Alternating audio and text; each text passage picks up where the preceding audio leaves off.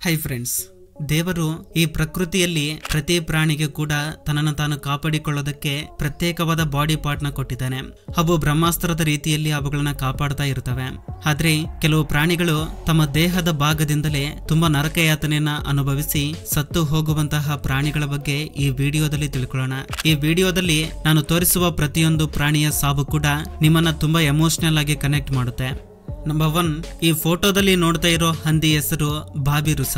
ಇದು ಒಂದು ಹಂದಿ ಜಾತಿಗೆ ಸೇರಿದ ಪ್ರಾಣಿನೇ. ಈ ಬಾಬಿರುಸದ ಸೂಪರ್ ಪವರ್ ಏನು ಅಂದ್ರೆ ಇದಕ್ಕೆ ತುಂಬಾ ದೊಡ್ಡ ದೊಡ್ಡ ದಂತಗಳು ಇರ್ತವೆ. ಇದರಲ್ಲಿ 2 ದಂತಗಳು ಬಾಯಿಂದ ಹೊರಗಡೆ ಬಂದಿರುತ್ತೆ. ಇನ್ನು 2 ದಂತಗಳು ಇದರ ಮೂಗಿನ ಮೇಲೇನೆ ಬೆಳೆಯುತ್ತವೆ. ಈ ಹಲ್ಲುಗಳನ್ನ ಇವುಗಳಿಗೆ ದೇವರು ಒಂದು ಆಯುಧದ ರೀತಿ ಕೊಟ್ಟಿದ್ರು ಕೂಡ ಈ ದಂತಗಳಿಂದ ಇವುಗಳಿಗೆ ತುಂಬಾನೇ ಅಪಾಯ ಇರುತ್ತೆ. ಅದು ಹೇಗಂದ್ರೆ ಈ ಮೂಗಿನ ಮೇಲೆ ಬೆಳೆಯುತ್ತಿರುವ ಈ ದಂತಗಳು ಬೆಳೆಯುತ್ತಾ ಇದರ ಹಣೆ ಒಳಗಡೆ ಹೋಗಿ ಬಿಡ್ತವೆ. ಇದರಿಂದ ಅಲ್ಲಿ ತುಂಬಾ ದೊಡ್ಡ ಗಾಯವಾಗುತ್ತೆ. ಇವುಗಳ ದಂತ ಬೆಳೆಯುತ್ತಿದ್ದಂತೆ ಇದರ ಗಾಯ ಕೂಡ ದೊಡ್ಡದಾಗಿ ಬೆಳೆಯುತ್ತೆ. ಈ ನೋವನ್ನ ತಡೆದುಕೊಳ್ಳೋದಕ್ಕೆ ಆಗದೆ ಕೊನೆಗೆ ತನ್ನ ಪ್ರಾಣವನ್ನೇ ಬಿಡುತ್ತೆ. ಕೆಲವು ಬಾರಿ ಇದರ ಅದೃಷ್ಟ ಚೆನ್ನಾಗಿದ್ದು 2 ಹಂದಿಗಳು ಜಗಳವಾಡಿದಾಗ ಅಥವಾ ಯಾವುದಾದ್ರೂ ಅಪಘಾತದಿಂದ ಇದರ ದಂತಗಳು ಮುರಿದು ಹೋದ್ರೆ ತುಂಬಾ ಸಂತೋಷದಿಂದ ಇನ್ನೂ ಕೆಲವು ವರ್ಷಗಳು ಬದುಕಬಲ್ಲವು. ನಂಬರ್ 2, ಈ ಹಂದಿಗಳಿಗೆ ಇರುವ ದಂತಗಳಂತೆ ಅವುಗಳ ಉಗುರುಗಳು ಕೂಡ ಕೆಲವು ಪ್ರಾಣಿಗಳ ನೋವಿಗೆ ಕಾರಣವಾಗುತ್ತದೆ. ಉಗುರುಗಳಿಂದ ಹೆಚ್ಚು ನೋವು ಪಡುವ ಜೀವಿ ಅಂದ್ರೆ ಕತ್ತೆಗಳು. ಹೌದು, ನಿಜ. ಈ ಕತ್ತೆಗಳಿಗೆ ಬರುವ ಉಗುರುಗಳು ಅವುಗಳಿಗೆ ನಡೆಯುವುದಕ್ಕೆ ತುಂಬಾ ತೊಂದರೆ ಉಂಟು ಮಾಡುತ್ತದೆ. ಸರಿಯಾದ ಸಮಯಕ್ಕೆ ಈ ಉಗುರುಗಳನ್ನ ಕಟ್ ಮಾಡದಿದ್ದರೆ ನಡೆಯೋದಕ್ಕೆ ತುಂಬಾನೇ ಕಷ್ಟವಾಗುತ್ತೆ.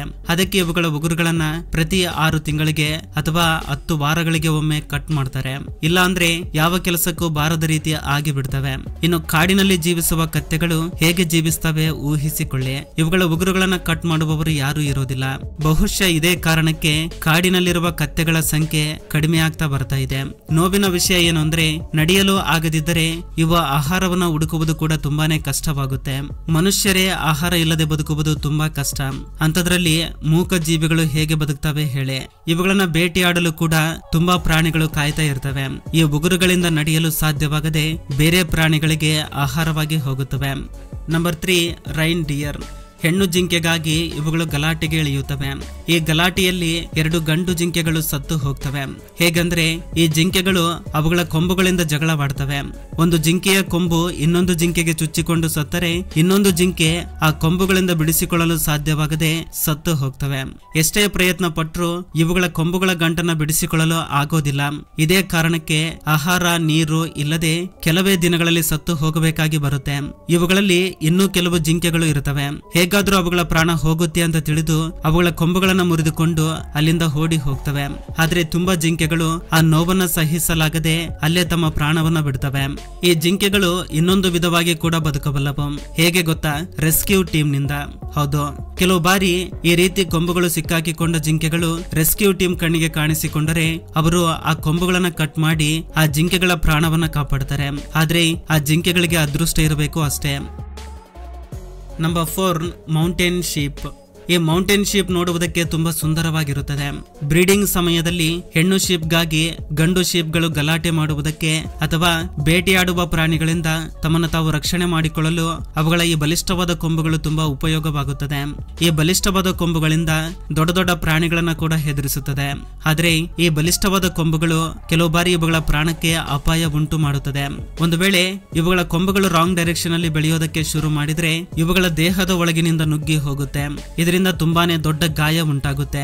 ಕೊಂಬುಗಳು ಬೆಳೆಯೋದು ನಿಲ್ಲದ ಕಾರಣ ದಿನೇ ದಿನೇ ಸಾವಿಗೆ ಹತ್ತಿರವಾಗುತ್ತಾ ಕೊನೆಗೆ ಸಾಯುತ್ತವೆ. ನಂಬರ್ 5, ಈ ಆಮೆಗಳನ್ನ ನೋಡಿ. ಇವು ತುಂಬಾನೇ ನಿಧಾನವಾದ ಜೀವಿಗಳು. ಇದು ನಿಮಗೆ ಗೊತ್ತೇ ಇರುತ್ತೆ. ಇವುಗಳು ತುಂಬಾನೇ ನಿಧಾನವಾಗಿ ನಡೆಯುತ್ತವೆ. ಯಾಕಂದ್ರೆ ಯಾವ ಪ್ರಾಣಿ ಕೂಡ ಇವುಗಳನ್ನ ಬೇಟೆಯಾಡುತ್ತೆ ಅನ್ನೋ ಭಯ ಇರೋದಿಲ್ಲ. ಇವುಗಳಿಗೆ ತುಂಬಾ ಬಲಿಷ್ಠವಾದ ಶೆಲ್ ಇರುತ್ತೆ. ಈ ಶೆಲ್ ಇವುಗಳಿಗೆ ಎಷ್ಟು ಪ್ರೊಟೆಕ್ಷನ್ ಆಗಿರುತ್ತೆ ಅಷ್ಟೇ ಅಪಾಯ ಕೂಡ ಇರುತ್ತೆ. ಅದು ಹೇಗೆ ಅಂದ್ರೆ ಈ ಆಮೆ ನಡೆಯುವ ಸಮಯದಲ್ಲಿ ಏನಾದ್ರೂ ಇವು ಉಲ್ಟಾ ಬಿದ್ರೆ ಮತ್ತೆ ತನಗೆ ತಾನೇ ತಿರುಗುವುದು ತುಂಬಾನೇ ಕಷ್ಟವಾಗುತ್ತದೆ. ನಿಜ ಹೇಳ್ಬೇಕಂದ್ರೆ ಅದು ಅಸಾಧ್ಯ ಕೂಡ. ಚಿಕ್ಕ ಆಮೆಗಳಾದ್ರೆ ಫ್ಲೆಕ್ಸಿಬಲ್ ಆಗಿ ಇರುತ್ತವೆ. ಅವು ತಕ್ಷಣ ಉಲ್ಟಾ ಬಿದ್ದಾಗ ತಿರುಗಬಲ್ಲವು. ಆದ್ರೆ ದೊಡ್ಡ ಆಮೆಗಳ ವಿಷಯದಲ್ಲಿ ಅದು ಅಸಾಧ್ಯವಾಗುತ್ತದೆ. ಯಾರಾದ್ರೂ ಇದನ್ನ ತಿರುಗಿಸಿದಾಗ ಮಾತ್ರ ಇವು ತಿರುಗಲು ಸಾಧ್ಯವಾಗುತ್ತದೆ. ತಮಗೆ ತಾವೇ ತಿರುಗಲು ಆಗುವುದಿಲ್ಲ. ಸೊ ತಿರುಗಲು ಅಸಾಧ್ಯವಾಗದೆ ಅಲ್ಲೇ ನೆರಳಾಡುತ್ತಾ ಆಹಾರ ಇಲ್ಲದೆ ಸತ್ತು ಹೋಗ್ತವೆ. ನಂಬರ್ 6, ಕುರಿಗಳಲ್ಲಿ ಬೆಳೆಯುವ ಈ ಕೂದಲುಗಳನ್ನ ಬಳಸಿ ತುಂಬಾ ರೀತಿಯ ಬಟ್ಟೆಗಳನ್ನ ತಯಾರು ಮಾಡ್ತಾರೆ. ಈ ವಿಷಯ ನಿಮಗೆ ಗೊತ್ತೇ ಇರುತ್ತೆ. ಒಂದು ವೇಳೆ ಈ ಕೂದಲುಗಳನ್ನ ಸರಿಯಾದ ಸಮಯಕ್ಕೆ ಕಟ್ ಮಾಡಿ ತೆಗೆಯದೇ ಇದ್ರೆ ಒಂದೇ ಬಾರಿಗೆ ತುಂಬಾ ಕೂದಲು ಬರಲು ಬಿಟ್ಟು ನಂತರ ಕಟ್ ಮಾಡಲು ಪ್ರಯತ್ನ ಪಟ್ಟರೆ ಅವುಗಳಿಗೆ ತುಂಬಾನೇ ನೋವು ಉಂಟು ಮಾಡುತ್ತೆ. ಮರಿನೋ ರೀತಿಯ ಶೀಪ್ ಬ್ರೀಡ್ಸ್ ನ ನೀವು ನೋಡೇ ಇರ್ತೀರಾ. ಅವುಗಳ ಮೇಲೆ ತುಂಬಾ ಕೂದಲು ಬೆಳೆದು ಅವುಗಳಿಗೆ ನಡೆಯೋದಕ್ಕೆ ತುಂಬಾ ಕಷ್ಟವಾಗುತ್ತೆ. ಅಷ್ಟೇ ಅಲ್ಲ, ಮಲಗೋದಕ್ಕೂ ಕೂಡ ತುಂಬಾ ಕಷ್ಟ ಆಗುತ್ತೆ. ಇವುಗಳ ಮೇಲೆ ಸಹಜವಾಗಿ ಬೆಳೆಯುವ ಕೂದಲುಗಳು ಇವುಗಳಿಗೆ ತುಂಬಾ ಪ್ರಾಬ್ಲಮ್ಸ್ ನ ಕ್ರಿಯೇಟ್ ಮಾಡುತ್ತೆ. ಇವುಗಳ ಮುಖ ಬಿಟ್ಟು ಉಳಿದ ಭಾಗವೆಲ್ಲ ಕೂದಲುಗಳಿಂದ ಮುಚ್ಚಿ ಹೋಗಿರುತ್ತೆ. ಚಿಕ್ಕ ಚಿಕ್ಕ ಕ್ರಿಮಿ ಕೀಟಗಳು ಇದರ ಕೂದಲ ಒಳಗಡೆ ಹೋಗಿ ಇವುಗಳಿಗೆ ತುಂಬಾನೇ ನೋವು ಉಂಟು ಮಾಡುತ್ತೆ. ಕೆಲವು ಬಾರಿ ಈ ಕೂದಲುಗಳು ಕುರಿಗಳ ಸಾವಿಗೆ ಕೂಡ ಕಾರಣವಾಗುತ್ತವೆ. ಇದು ಫ್ರೆಂಡ್ಸ್ ಈ ದಿನದ ವಿಡಿಯೋ.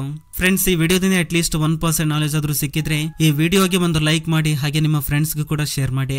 ಈ ವಿಡಿಯೋವನ್ನ ಕೊನೆ ತನಕ ನೋಡಿದಕ್ಕೆ ಥ್ಯಾಂಕ್ಸ್ ಫಾರ್ ವಾಚಿಂಗ್.